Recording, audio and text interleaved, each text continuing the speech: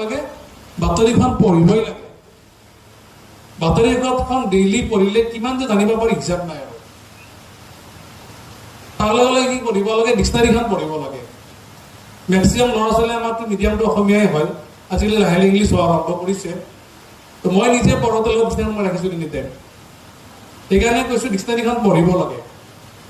আৰু থাৰ্ডলি কৈছোঁ অসমীয়াৰ লগতে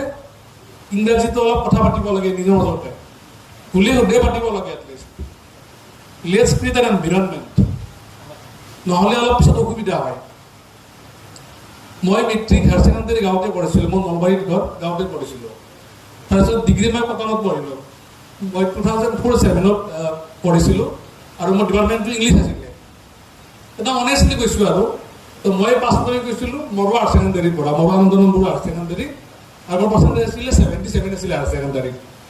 পেটৰ পাইছিলোঁ কেইবাখনত যে এডমিশ্যন ল'লোঁ কটন কলেজত মেজৰ লৈছোঁ ইংৰাজীত আজি কৈছোঁ আৰু ফেমিলি তো প্ৰায় 2-3 মাহ মানে ইংৰাজীবিলাক ওপৰলৈ গৈ আছে মোৰ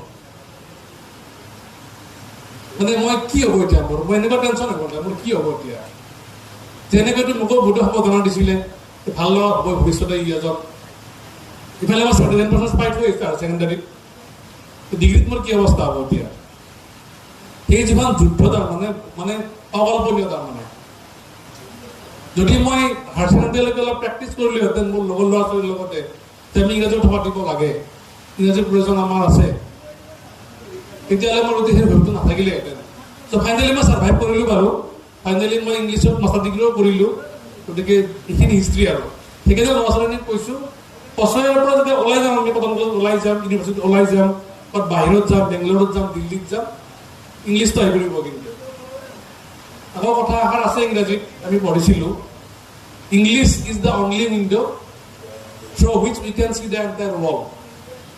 ইংৰাজী এনেকুৱা এখন খিৰিকী যাৰ জৰিয়তে আমি গোটেই বিশ্বখন দেখা পাওঁ